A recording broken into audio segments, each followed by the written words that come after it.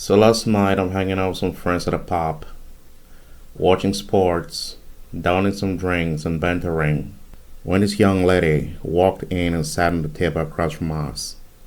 She ordered herself a soft drink, and as the clock hand ticked, I noticed she was all alone and probably feeling a little bit lonely. So I reached out to her and asked if she'd like to join our table, and with a warm smile on her face, she gladly accepted. She explained she was waiting for someone and a few other details which I honestly paid no attention to. Anyways, my friends and I soon ordered enough food for everyone on the table.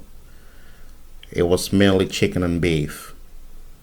And it was at this exact point in time that our new guest, our new friend on the table, got quite interesting. She declined to eat, and it wasn't a big deal as I thought she was probably on some kind of dieting plan or something. So I didn't give it a second thought. But oh boy, I was wrong.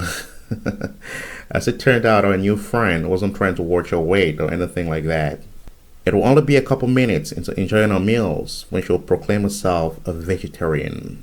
And well, that still wasn't a big deal to me, as I am a respecter of people's choices. And however people choose to lead their lives is none of my business, as long as it doesn't affect my peace. But well, this lady was actually about to disturb our peace, or at least our appetite, as she soon started this never-ending sermon on animal rights and why humans need not consume animal products of any kind. On and on she went, and at some point, anyone with a little bit of emotional intelligence could tell that the others on the table were visibly bored. But that didn't deter our new friend. I chose to be kind by giving her my full and undivided attention, and she loved it as she emptied her mind and thoughts on us. But you see, the only reason I didn't interrupt my young vegetarian friend wasn't because I found anything she said to be logical or reasonable, but because I wanted to make her feel important, and I'm glad I succeeded in doing that. And now, I will give my take on what I truly think about vegetarians and the vegetarian diet. First off, I honestly do believe vegetarians make up for some of the most amazing people out there. And of course, this is evident by the simple fact that most of them are driven to this lifestyle out of love and compassion for animals. Anyone can show so much love for animals. Imagine how much deeper that feel for their fellow humans. And so again, yes, I reaffirm that vegetarians, for the most part, are simply wonderful people, and I have the most respect for them.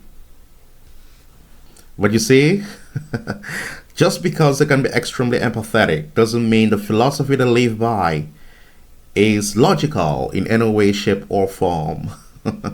And so, dear vegetarians out there, please permit me to remind you of a fact you may have lost track of. Nature is cruel. And yes, you heard me right. And I'm going to repeat it just so we are clear. Nature is cruel, and humans didn't design it so. You see, life has got this rather savage setup where species basically have to feed on other species in order to survive. Species literally have to kill other species in order to survive. And again, humans aren't responsible for such an admittedly cruel design. The cockroach is food to the lizard is food to the rooster is food to the hawk, and so on. And the same is true for every other species out there. And if you ever thought for even a split second that humans are the problem, then I'll invite you to take a walk into the wild and quietly observe nature and see firsthand the degree of savagery and cruelty out there. By the way, fun fact, the global average human trophic level is only about 2.21, placing humans in the same range as pigs and anchovies, far, far below the level of apex predators. So tell me, friend, how does your refraining from eating animal products affect the likes of lions and tigers and sharks and eagles? Where exactly do your moral arguments fit on them? And talking of your preferred source of nourishment, whoever said the plants we harvest and consume aren't alive? Actually, to think consuming animal products is savage. But consuming plants is not. It's simply a misunderstanding of life. But I understand that could be a very, very deep philosophical rabbit hole, so I wouldn't want to get into that.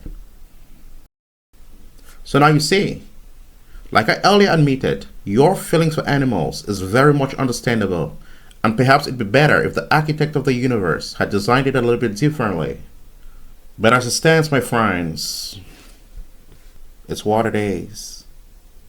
And I want to be better off coming to terms with the fact that we cannot do anything about it.